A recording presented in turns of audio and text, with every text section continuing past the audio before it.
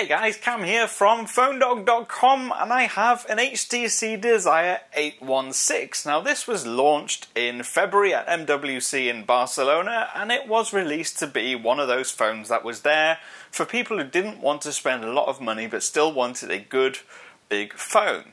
And so that's what this is. But before I get into the review, let's thank our friends at Best Buy Mobile for often giving us phones to give away to you guys in our One Port Bandit Spin to Win giveaway game over at PhoneDog.com. I'll leave a link and all sorts of other links in the description below. But let's get to the review. Now we'll start off with the design.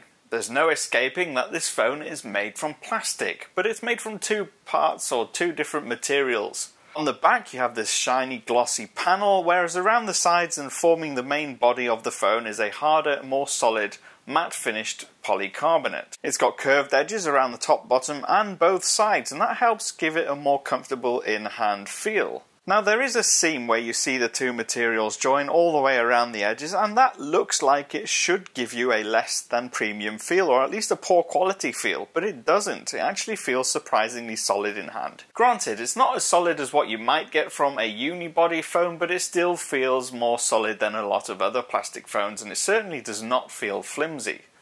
Now right on the top right hand edge, what you'll find is an elongated flap. Underneath here is where you'll find your micro SIM and nano SIM ports. On the other side you have your power and lock key, as well as your volume rocker. Both are easy to get to, both easy to click, and both do what they should do. The front of the phone is dominated mostly by a large glass panel. Now this covers your 5.5 inch 720p display, as well as the usual thick black bezels that you're normally used to seeing on an HTC device these days. On the top and the bottom of the display is your stereo speakers. All in all, it feels solid, feels comfortable, feels well made, and actually it's very easy to get your hand around, at least my hand around. Granted, if you've got smaller hands you might struggle because it is bordering on the large size, but HTC's done the best to make the best of that by making it curved and making it quite thin. Onto the display. It's not full HD, but it is 720p resolution, which means you do get a pixel density of just under 270 pixels per inch. Not quite at your 300 pixels per inch magic number, but still it's not fuzzy, it's not lacking in detail. And actually I was generally very surprised by the overall quality of the display. Viewing angles are very good, there's no noticeable discoloration when you turn it when you're looking at a white screen. Colours are really nice and natural. The only thing that you might notice is text isn't as sharp as what you might expect from a full HD screen. But it's not that noticeable that you have a poor experience using the phone. I didn't have any problems. Whether I was playing games or watching videos, it felt like a fantastic overall experience from the display. Now surely with all these good things about a mid-range phone you're expecting that there'll be a compromise, and normally that's with the camera. In this case, not so much. The camera on the back is a 13 megapixel shooter. It takes great photos in daylight, it's easy and quick to focus, it creates good depth of field, and it has a good range when it comes to auto exposure. What you will find is that sometimes when you have scenes where there's bright and dark, and there's quite a high contrast between those, then it does struggle to even them out. There's no naturally built-in HDR, but there are some really nice manual controls in there to help you make the best of the situation. Otherwise, when it comes to shooting automatically and just pointing and shooting, you can get some really good results. It probably doesn't quite compare to the likes of the iPhone 5S or the Samsung Galaxy S5, but still, it's much better than what you'd expect from a mid-range phone. And it also shoots in full HD, and the front camera is a 5 megapixel camera as well, so you get good quality selfies. Low light performance is a little bit meh.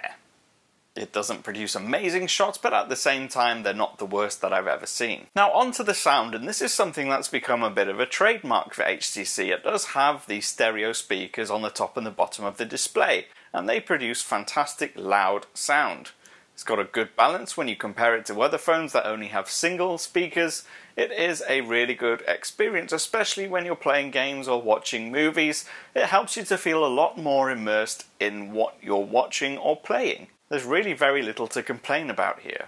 What I will say on the sound front is that it doesn't have very good headphones in the packaging, so if you do like to listen to music using Spotify and your own headphones, you're better off just using whatever headphones you already have, because the ones in the box are really quite terrible. Now on to performance and battery life, and we'll mention performance first. It's equipped with one of the new Snapdragon 400 series Cortex-A7 processors. It's a 1.6 GHz quad-core processor, and it makes light use of almost anything that you throw at it. Now sometimes there was a little bit of lag here and there when switching between apps or launching apps, but it's nothing that I haven't experienced on a higher end phone. It's a 2600 mAh battery, and that may not seem like it's enough to fit in a phone this size, but when you consider that the screen resolution is lower than most flagship phones, and you consider that the processor is less powerful than the other flagship phones, there's less for the battery to do, and actually in most cases I got a full charge to last me a full 2 days. I was quite frankly blown away.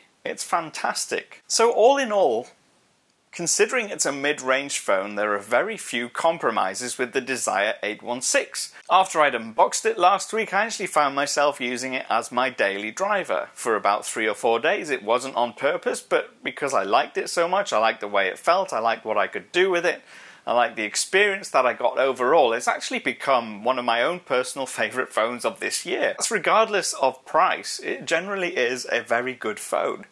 And that really surprised me. See, this is my surprised face. This phone surprised me a lot, and in a good way. Just so you get an idea of the price as well, this retails at about £290, brand new in the UK. For comparison, the Galaxy Note 3, the Xperia Z2 and the HTC One M8 are all around the £500 mark. It's not available in the States just yet, but there have been rumours that there is a model coming to Sprint, and they have spotted Sprint-compatible versions going through FCC filings. So let's hope that it does eventually land on US soil, because really, this is one of the best mid-range phones I have ever seen or used, and I don't say that lightly. It really is genuinely amazing. I've been Cam. I'm at phonedog_Cam on Twitter.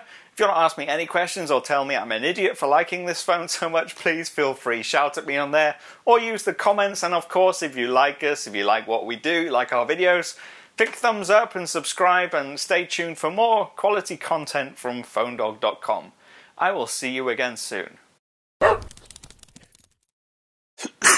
So I'm about to start filming my review of this. The Sony... It's not Sony. The HTC Desire 816. One of the best phones I've used this year. Oddly enough. All good. Let's go.